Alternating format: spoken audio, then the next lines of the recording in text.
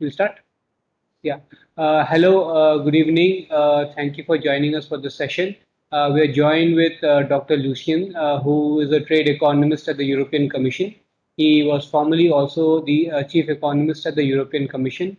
Dr. Lucian will talk on an interesting topic today. So I now hand over the stage to him to take it forward. Thank you. Hello everyone. Many thanks for the invitation. It's a great pleasure for me to interact with researchers and policy advisors and the kind of trade community in India on a topic which I think it's of interest for all of us. And I uh, I would like to extend my thanks to Badri, who invited me for this event. I hope we will see ourselves soon, also physically, now that COVID has eased a little bit. So let me first go to the topic of our discussion today. It's basically a conversation about the interaction between trade policy, future challenges, and via the diversity of firm characteristics that are present in our economies. I think both in India, but also in the EU and in many other countries around the world, small and medium enterprises, SMEs, are extremely important. They are the fabric of our economic life, and therefore it's important to understand if they have a good chance to go beyond national boundaries and engage successfully in global supply chain. So the contrast between SMEs and unicorns, a concept we will define very soon at the outset of my presentation, is meant to really tease out this huge variety in firm size, from small companies to huge mega corporations, and then to understand to what extent trade rules, standards, but also new disruptive technologies will affect the way in which companies of different sizes interact with each other and compete in global trade. So as I was introduced, I'm currently the head of global regulatory cooperation and public procurement negotiations at the European Commission in DG Trade. I was formerly the chief trade economist at the European Commission. So yes, I am a trade economist by training, and I think also it's important for me to, before we begin, to highlight the disclaimer that these views are personal and they do not reflect an official position or the views of the European Commission. Now, let's, as I said, let's perhaps put all of us on the same page. Let's start from the same conceptual definitions of the terms we're going to use in the rest of our conversation. First, it's important to have a simple definition of a unicorn company. You have probably seen it in the press or elsewhere. So a unicorn company is essentially a startup company that has grown up to a level of valuation that is over $1 billion. So it's still a young company, generally speaking. It's a company that is not yet a major global player, but it has the potential to become one. So let's call it also an SME on steroids. So a company that has rapidly reached levels that may become a critical player in the future. Then we have the definition of a small and medium enterprise, an SME. Here it's a bit trickier in a sense, because unlike a definition of a unicorn, for SMEs, we do not have an internationally accepted definition. So I have to admit, I don't know what is the definition in India, I haven't checked. But the OECD, for instance, uses a generic definition of a small and medium enterprise as a company that employs fewer than 250 people. That's also the definition we use in Europe. So any company below 250 employees would be defined as a small and medium enterprise. You could have subcategories, micro enterprises with less than 10 employees, small enterprise will be below 50, and the ones between 50 and 250 would be medium-sized enterprises. And then I think also, at least in the kind of current discussions, we hear a lot about startups. So you may ask yourself, well, what's the difference between an SME and a startup? Well, a startup, it's not an official or statistical term as such, but I guess it tends to convey the dynamism of new established companies, what people call a garage company.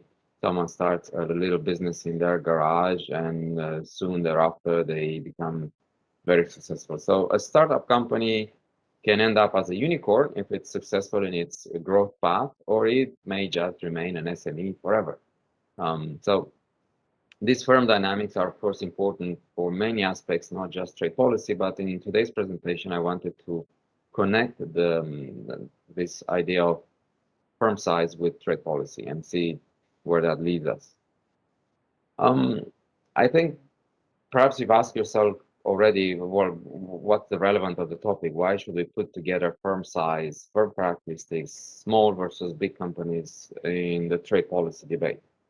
Well, it's probably because it has a lot to do with the fact that trade affects competition. Trade policy affects competition, not just international trade, but policy trade will affect competition between companies. And of course, also the level of competition in an economy will affect your trade performance. The more competition you have domestically, most likely the more competitive you are also in global markets. Yeah, well, maybe that was already known, but what we'll try to zoom in our conversation is what aspects of trade policy are most important for promoting competition and generating this positive firm dynamic. We all like to see firms growing, becoming more productive, and therefore it's important to know the impact of several elements in trade policy. So we have tariffs, we have non-tariff barriers that can be technical barriers to trade, standards, technical regulation. It could be intellectual property, for instance, patents, different standards that would apply to products. So the question really is, do all these trade policy tools, these policy parameters, do they affect competition in the market in the same way? And let me already break it to you. The short answer is no. They will have these trade policy tools will have different impacts on firm size and firm performance in global markets. And the reason for it is that unlike tariffs, non-tariff barriers, so TBTs, SPS, IPR, all sorts of other trade regulations, these non-tariff barriers, very often they act as a fixed cost. And so they do not necessarily act as 5%, 10%, or 20% tariff.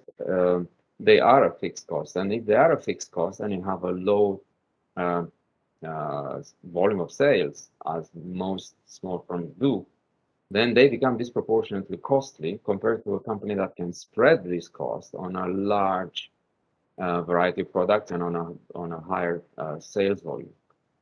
Therefore, this is why I think it's very important for trade policy to understand this disproportionate, unintended, of course, it's not intended, it's unintended, but it still makes a disproportionate increase in trade costs faced by small firms. Therefore, for instance, just to give an example on services exporters, services being a sector where Indian companies excel also in global markets, the OECD has identified that if you are a small firm, if you look at all the barriers that affect services trade in global markets, because they are most of them fixed cost type of barriers, and you have a small volume as a small exporter, this translates in a 12% additional trade cost for a small services exporter compared to a large services exporter. So we already see that there is a clear interplay between trade policy parameters and firm size. And then, okay, you might say, so what? Why should we be concerned about this? Well, simply because SMEs have to rely on trade. Okay, India, it's a huge market, and probably many SMEs can survive or can have a very positive development by just flying on the domestic market. But for many other countries, many developing countries, but also small countries in general, you cannot survive just on the local market. So you need to go global. Therefore, the question is, how can we ensure that SMEs remain globally competitive if and when we have unicorns dominating the global trade? So it's an open-ended question. We don't know exactly how successful some of these unicorns are, but I'll give you some examples, and then you would probably share my concern or my interest for the question. So before we go into the future, let's have a little summary of the past. As I said, the importance of firm size for global trade has been already well documented in the economic literature, also in the business literature. Once very famous serial entrepreneur, Peter Thiel, was famous for saying that competition is for losers. And if you really want to be successful in making your company dominate a specific part of the economy globally or otherwise, you need to build a monopoly. Well, this is the problem also that is built in some of these new technologies. We see in reality the so-called the Uberization of various economic sectors. So many economic sectors that were shielded from competition, now thanks to technology, there is the possibility of newcomers, companies even from abroad, to basically take a huge share of the market. And therefore, there is this the winner takes all effect, this network effect and competition. Then you also have strong spillover effects. You have companies who become very successful in one sector. They accumulate a lot of economic capital, and from that position, they can become competitive or dominant in many other sectors. The Amazon example is very well known. They went from books to everything. And then when it comes to the future and the role of SMEs and this power game between companies of different size, you have to understand that when you have large dominant companies in a sector, they may be the ones that will influence the standards. And they may impose in the market their proprietary ecosystem. So you have to play by those rules. That's not a problem in itself, because having a simple set of rules that we can all follow is sometimes useful because it reduces the transaction cost. The problem is, what if these rules are somehow tilted against the economic interest of SMEs? And then you have the fundamental role of foreign direct investment and venture capital, which is the key parameter for a startup to become a unicorn. You cannot become a unicorn on its own. If you are in your garage, you need venture capitalists, you need an injection of capital or of some sort of economic interest to support your business idea.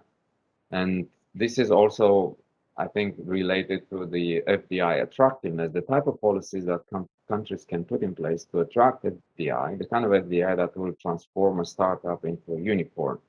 I think this is where we see already some of the very interesting business realities nowadays shaping economic competitiveness, coming head to head in interaction with the classical trade policy question.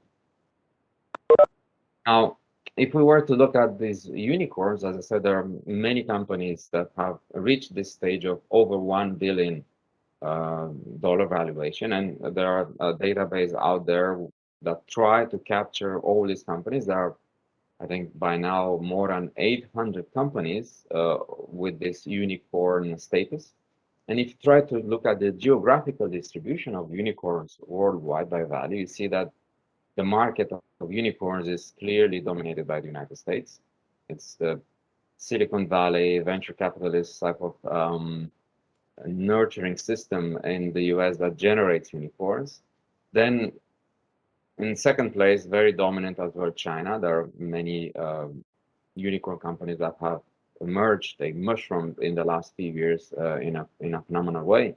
And I think for a European, at least, somewhat surprisingly, in third place, India. And I think that's an interesting debate we could have among ourselves on, if you look at, the presence of the economic share in global GDP, the type of ingredient one would have in an economy. At least for us in Europe, it's somewhat surprising that the EU is lagging behind in the number and the structure of our unicorn ecosystem. Now, as I said, just to zoom in a little bit on the Indian unicorns, which probably you know better than I do, but I was very interested to discover Indian places beyond the familiar names. So yes, the Bangalore and Mumbai, these are places probably all of us know, but you can see that there is quite a diversity of places where you have in some areas, in some towns and cities, you have new unicorns emerging, and they are quite successful in a number of ways, and we will contrast a bit. I think that the pattern of Indian unicorns compared to the Chinese ones or the European ones. Now, generally speaking, in the world, if you wanted to build a unicorn, you better start in the tech sector. You don't build a unicorn in the metal kind of creating metallic construction. If you try to build a company, a unicorn in a traditional sector, it's going to be much more difficult than if you focus on the tech sector. So you can see here the typical sub sector, the kind of specialization of unicorns that are very good at software, at IoT, Internet of Things, fintech. It's very, very popular, very trendy, not just cryptocurrency. It's a lot of other innovations, fantastic innovations also for countries that have a weak banking system, e-commerce as well, almost 80 unicorns around the world. Cybersecurity is there coming up.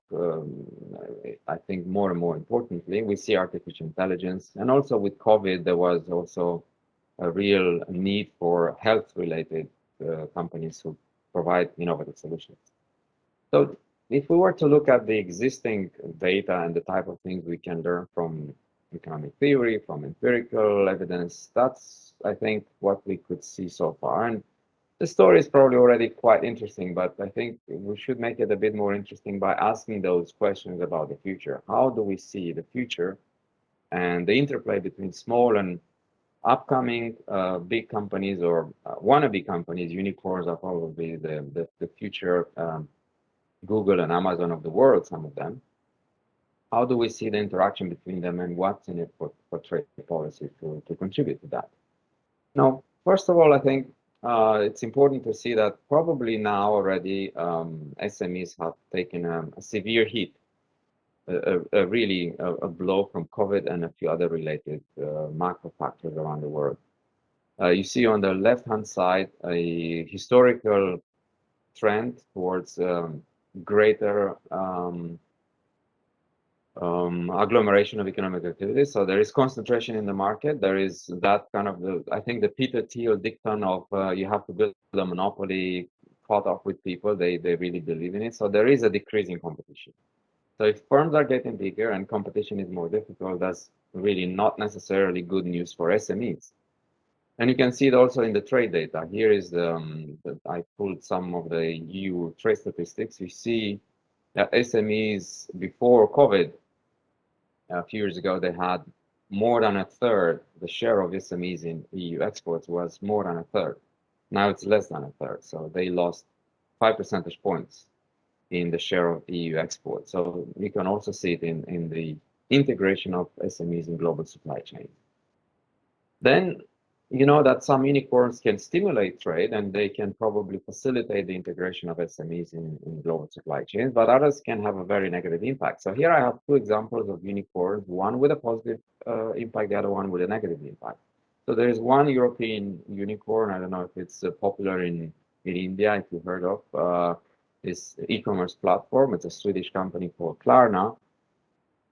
They have more than 250 SMEs who connect through this platform in order to sell to almost 100 people. I'd say probably mostly in Europe, but globally, I think.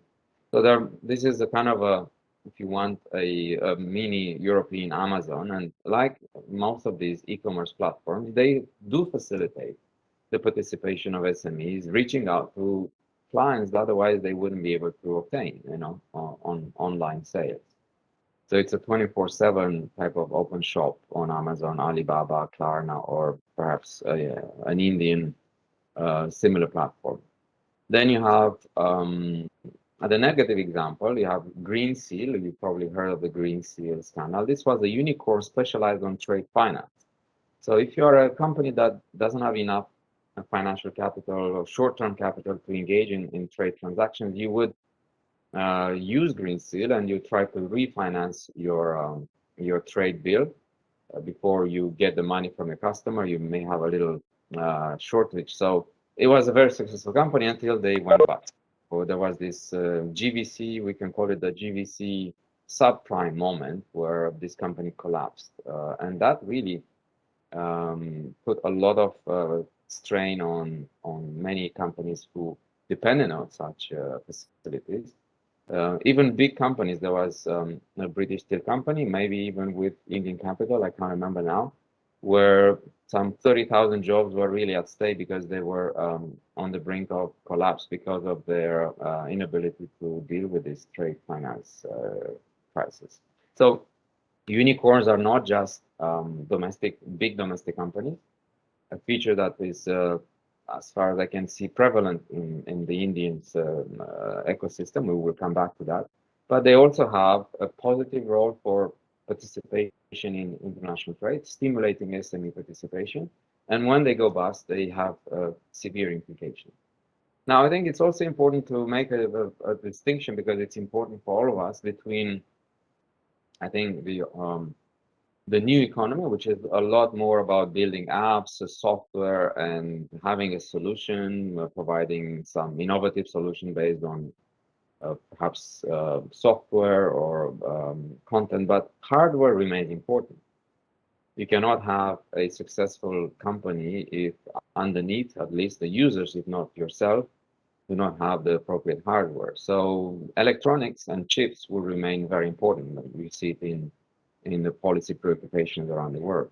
And here you see that there are some tectonic shifts in the global production of electronics. India is a dominant player. For many of the OECD economies, the share of electronics production, including chips production, has declined constantly and quite significantly over time.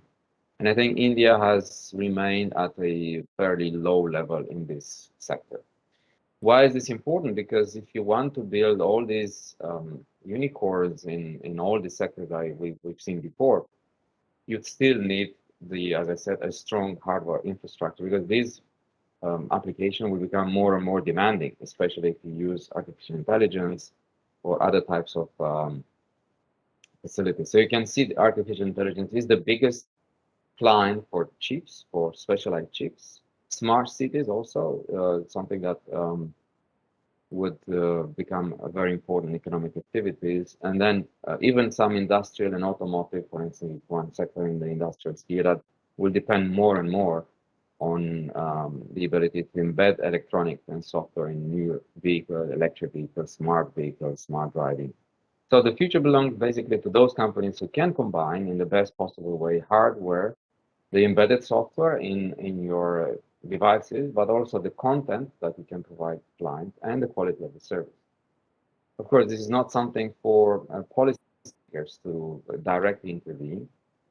So I'd like to put that cautionary note already, but it really can't create a unicorn by bureaucratic interference. And this is an interesting way to look at the way in which the unicorn market has evolved. I'm not sure if it was market driven only, or maybe market plus a bit of government in the case of China. But if you look at the typology of Indian unicorns and Chinese unicorns, the picture is very different.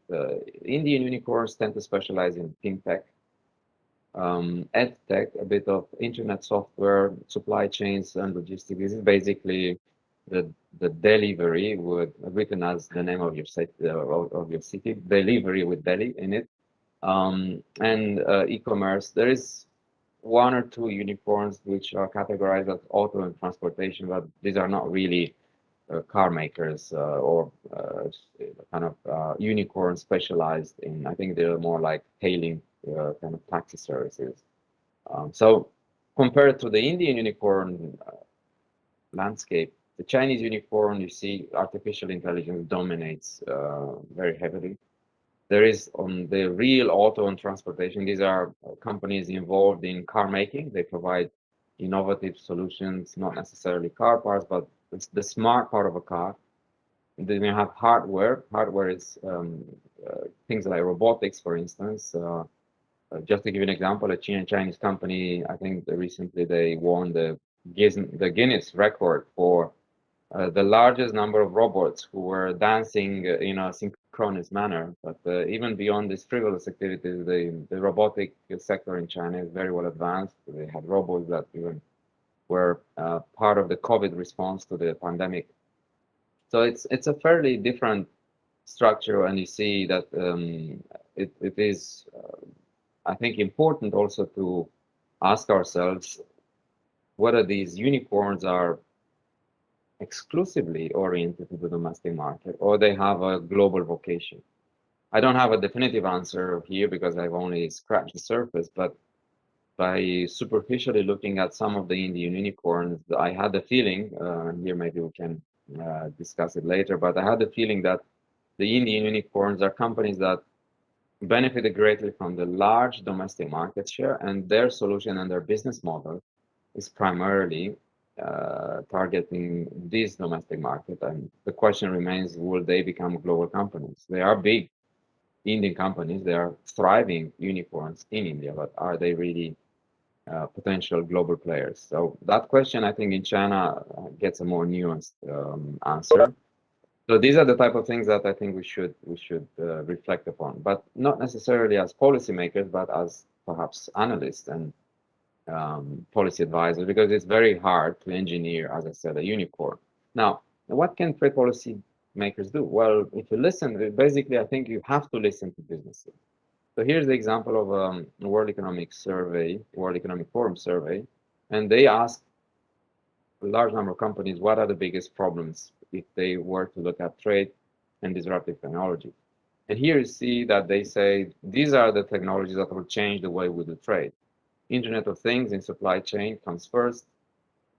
Digital payments, e-commerce, cloud computing, all of these things are going to, according to business leaders, going to change the way they engage with one another across boundaries and across countries. So emerging technologies may actually shift the comparative advantage for some countries. If you think of 3D printing or robotics, that may change the comparative advantage of a country that currently depends on low-wage, unskilled labor. The same for countries that do not have a very strong banking system. Maybe they can now jump into the new fintech type of applications, which do not need the kind of classical banking infrastructure. So that's an opportunity. So new technologies will bring new challenges and new opportunities to all countries around the world, depending on where you're situated. Now, policymakers should perhaps look at the type of barriers that prevent companies to successfully engage in global supply chains using these new technologies. And here, the biggest barrier is the differences in the regulations affecting these trade tech sectors. 60% of companies, they say, this is what prevents them from engaging successfully, the fact that they have to comply with different regulations. So the first conclusion is that regulatory cooperation between policymakers could drastically reduce the cost, maybe for unicorns for sure, but even for SMEs. If it's difficult for a unicorn, for a large company to comply with different trade tech regulations across jurisdictions, imagine how difficult it is for SMEs. And to conclude, I think the important thing is that while we cannot engineer SMEs, unicorns by a major policy one, we don't have such a possibility. That doesn't mean that we cannot consider those aspects of trade policy that introduce a disproportionate cost on emerging companies, be it unicorns or SMEs. So remember that the fixed cost is what matters. And then we need to think of the kind of initiative that could, let's say, easify the rules. There's also this problem for SMEs that they do not even understand the rules. We saw it recently in Europe. We have, for instance, in our FTAs, disciplines that will allow companies in Europe to win contracts abroad. But small companies do not even understand those rules. They don't know how to make use of the rules. So we used recently some simple algorithms to easify, to translate FT provisions, this legalese, to translate legalese into business-friendly, simple, step-by-step answers to their questions. So engaging in regulatory cooperation for the future, also on new areas that are going to come, climate change, the famous carbon border adjustment mechanism in Europe, sustainability beyond climate change, and traceability. These are all top priorities for companies and for business and for policymakers. But if we do not talk about them, if we do not engage in ways in which we can eliminate the unnecessary cost of regulation because of this divergence that shouldn't be there, if we can address that, I think we would have done a good job ourselves to promote this diverse set of different companies of different sizes harmoniously engaging themselves in global supply chains and benefit from trade. Thank you. I'd like to stop here and take any questions if there are any. Thank you. Thank you very much, Lucian. This was a wonderful discussion. And I was I just joined when you started. I was busy with another meeting, but I started from the beginning. So the thoughts you mentioned here are very profound. Uh, uh, I had a few broad questions, or more like discussion points. Um, One is that when we think of the SMEs and unicorns as facilitators of trade, uh, that could be one link that you also mentioned at the end. You're also talking about how, for example, blockchain kind of technologies can be used to promote trade. Like, for example, rules of origin has always been difficult to comply with for the SMEs. And there, if you have some blockchain-based solutions to basically show that the SME is complying with the rules of origin or the standards or the safety standards, SPS, those kind of things. So these all could be done. So here my broad discussion point or question is, who builds the cat kind of thing. Like when we think of all this trade facilitation through emerging technologies, on one hand we are looking at the unicorns and SMEs to come up, startups to come up with solutions and ideas. On the other hand, we are also looking at, they are also, the industry is looking at the government to develop some of these frameworks or platforms. And even some of these SMEs and startups who have some solutions, who are able to develop some solutions, they're looking at the government for funding. And so this leads to a kind of paralytic kind of situation where everyone knows what needs to be done, but we don't know who takes the first step and who funds it. Because in some ways it's a public good, because you have to like there are no immediate returns for the people who are investing in that. But in the longer term, they can also be profitable. If once there is a market for this, this can be a profitable business. So I just want to hear your thoughts on how this new technologies, SMEs, unicorns, they can participate in the bigger, process of trade facilitation and regulation. Thank you. Yes, well, I'm glad we have similar thoughts and similar concerns, Badri. I'm encouraged by the fact that we look at the same questions. So if we look at the same questions, there is already a good chance that we may come with compatible answers. And I think this is, if you wanted to summarize my intervention in a couple of simple sentences, I think this would be one. We agree on the challenges, we face the same challenges, but we should also try to come with compatible solutions, with solutions that are interoperable, solutions that do not produce unnecessary negative side effects. So I think, to take your example of blockchain, a topic on which I have been trying to learn and stimulate a debate among policymakers for a little while in Brussels. What I discovered so far is that there is a big gap between the type of blockchain solutions that are currently being developed for the private sector between companies, the business to business type of solutions, and they are either promoted by big supply chain companies who control or who need to rely on those supply chains and for the traceability along the supply chain. There are famous examples of the Walmart and their blockchain solution, the traceability for products so that they ensure safety. And if there is a problem, they know exactly which pack from which shelf they should be withdrawn instead of throwing away every salad or every pack of biscuits because not all of them are problematic.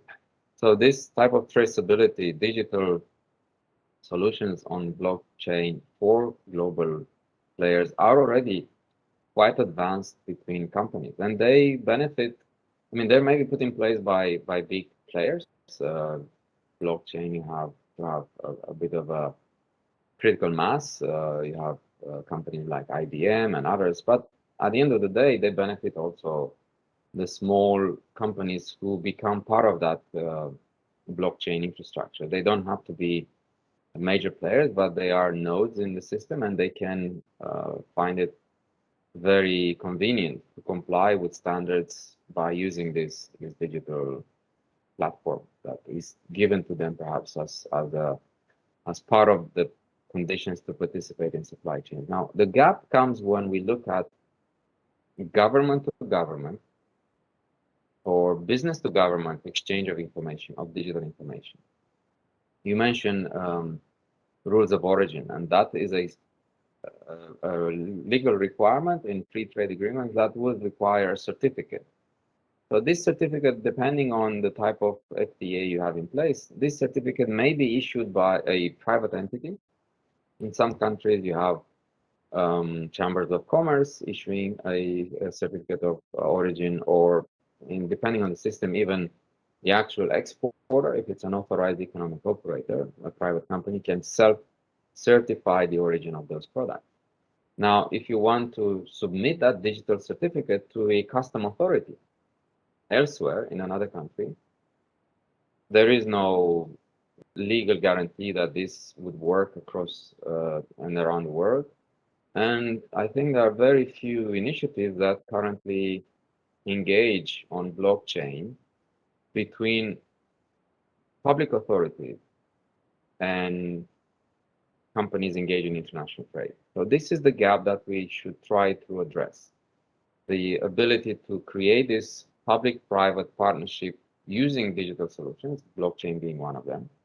And that is an issue even for national administration. I think many national administrations are still trying to catch up with the innovation that businesses have put in between themselves.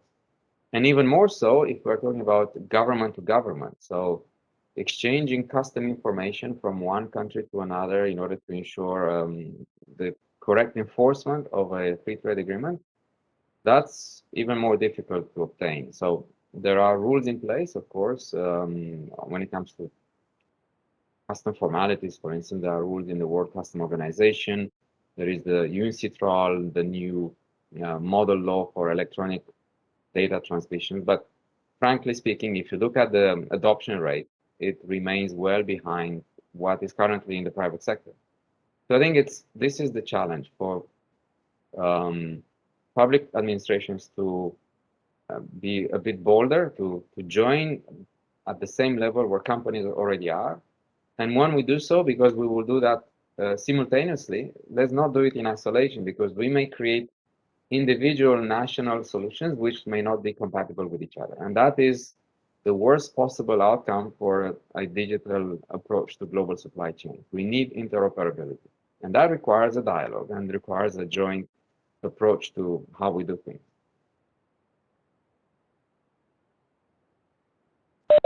Thank you, Lucian. So I think you made an important point about coordination. I think two types of coordination and cooperation. One is between the public sector and the SMEs or the industry that is involved in it. And second is cooperation between different countries' governments, so that there is interoperability between all this, the trade facilitating technologies and so on. So that's a great point. But like while looking at the domestic solutions, we also have to have this international conversation. So anybody? Yeah, please go. And the good news, because I think I sounded a bit overly concerned about the fact that we are not moving in the right direction. I think we are actually moving in the right direction. Also, thanks to the efforts of international standardization bodies. So just to stick with one example, although we could talk about many other things, but blockchain is such a catchy phrase and a buzzword that attracts, it's a good example to use. We have international standards on blockchain. So that would be at technical level, we know that the computers will be able to talk to each other. So it's all a matter of making sure that public administrations engage with trust in the type of information exchange that would be necessary for a good, smooth functioning of a global supply chain. So any questions from the audience? I think Professor Krishnan in the audience, you had a question. Can feel free to ask. You can unmute yourself. Or maybe I can summarize. You had given, yes, he has given me his question. So his question is about, on one hand, we talk about all this startups and unicorns, but on the other hand, we have, if you take our country, we have a large agricultural sector, we have a large rural sector. So how do we connect the two? How do we make sure that the technology, the startups, the unicorns, they benefit the traditional sectors, and also probably I have some thoughts, and we in Government of India, we have also taken a lot of initiatives there, which is like along the lines of using like some of these technologies, some of these startups, unicorns, they focus on helping the farmers, helping the larger rural sectors and so on. So using technology as a facilitator for development and reducing poverty, inequality, and so on. So, do you have any thoughts on that? How to make sure that there is a coherence between this trade policy, technology development, and poverty, inequality, agricultural development, rural development, and so on. Yes, I think that's a very interesting question, and I see the interest of many developing countries, not just India, for making sure that the traditional agriculture sector is not left behind, given the very large share of population that depend on that kind of activities. It's a legitimate public policy objective to create this connection between the new disruptive technologies and more traditional agriculture sector activities. The good news, though, is that, as you said, the market has already noticed the potential. Whether we need additional intervention remains an open question. I have been discussing, for instance, with colleagues in my previous employer. I used to work for almost a decade at the United Nations Conference on Trade and Development, and we had even recently some joint projects with them in Africa and Latin America, financed by the European Commission. And I've discovered with great satisfaction that even in developing countries, and we had examples, for instance, from Kenya or Colombia, small farmers are perfectly able to adopt this new technology. There are Kenyan farms which are nowadays, I think they call themselves weekend farmers. So these are people who actually live in the city. They inherited the farm of their father or their brother in the outskirts of the city. They don't live on the farm because they have a day job.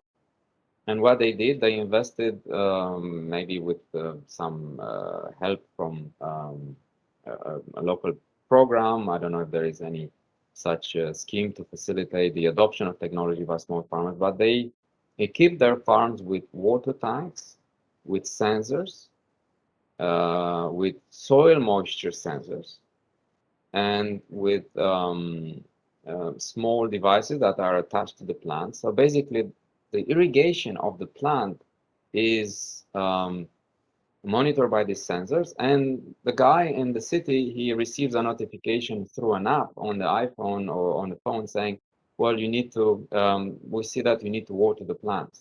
So with the push of a button remotely, they can actually do the work that their grandfather used to do manually.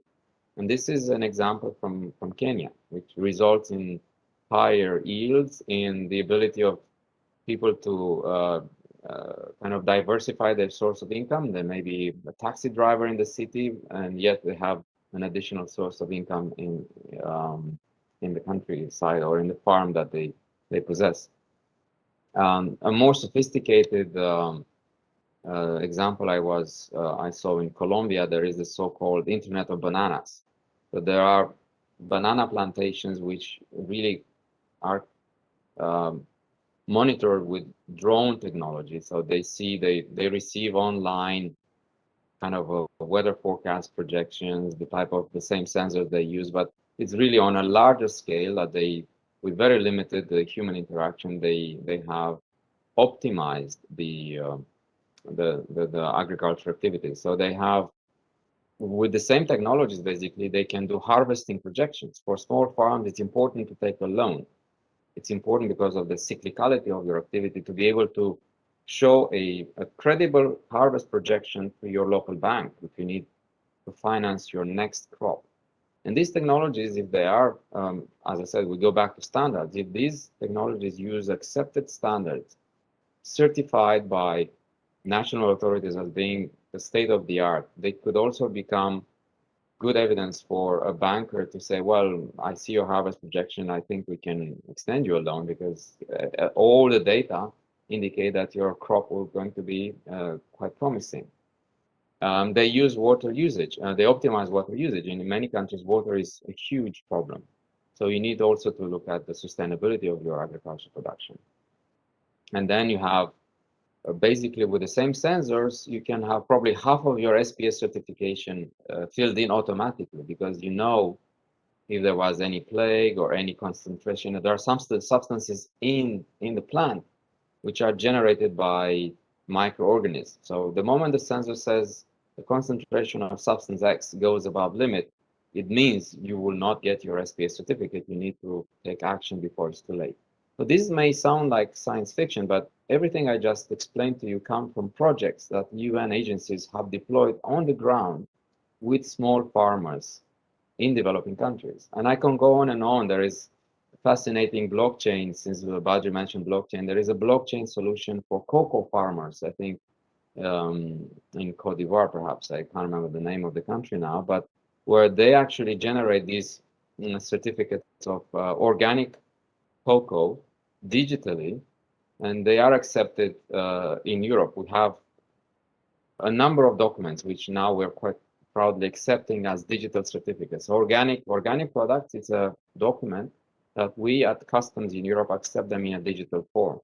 And recently, our commissioner in charge of industry and the single market, he announced a new piece of legislation which will create a digital passport, a complete digital passport for products, which will be also encoded on a blockchain. Now, the question we would like to address is that if you produce this digital certification for product on a blockchain, that should not make it more difficult for Indian exporters to comply. We want to make sure that this creates a level playing field for companies outside Europe to connect. We don't want this to be a European solution. We want this to facilitate trade as well.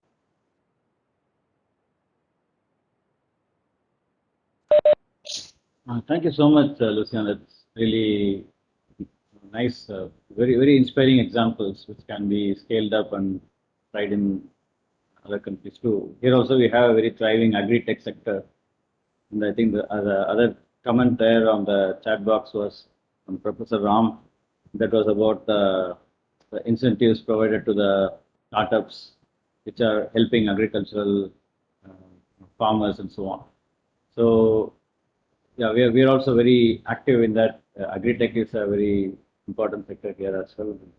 From a commerce, trade and commerce point of view, also we are looking at that. Developing some blockchain solutions, platforms for some agricultural products and so on. These are also happening. So this was really wonderful discussion. Thank you so much again, Lucian. So looking forward to many more discussions and collaborations. So unless we have any further questions, any discussion points, we can end the session. So any questions from anyone? So if you would like to ask. Okay, thank you so much. Thank you. And let me, yeah, thank you, Badri. Let me maybe close by thanking you personally again for facilitating this dialogue, and I was really honored to be able to share my thoughts with such a distinguished audience of trade experts in India. Let me end with one wish on my side. Now that we have a strong political impetus for us engaging in trade talks for a potential free trade agreement between EU and India, I think it's important to allow ourselves to consider bold ideas. And let me make a little joke here. I would pronounce bold in the Indian way. I would pronounce it bold idea. Why? Because there is a famous startup company in India that produces smart devices. And that's why I call it a bold Indian idea. The Indian startup that builds connected shoes, connected wearables. That is a classical example, I think, where we can also learn from bold Indian ideas. Seeing how things are done by a very successful startup in India, putting i.e. software in the heel of someone's shoes and connecting it to your iPhone and tracking everything that links to your health. This is the kind of thing that we would like to welcome in Europe, maybe create the conditions for partnerships to flourish between successful companies in India and successful companies in Europe. And I think an FTA is meant to do that. So I look forward to us as policymakers to facilitate these successful exchanges between companies in India and in Europe. Thank you. Thank you very much, Lucian. That was a great point. We have a lot to collaborate, and industry to industry collaborations are also very important. So looking forward to many more discussions. And thank you very much again for agreeing to do this talk and enlightening us and engaging us in this discussion. We all benefited a lot, and I'm sure this will go a long way to trigger our thought process. So thank you so much again, Lucian. So I'm looking forward to many more conversations. Thank you. Thank you. Bye, everyone. Thank Bye-bye.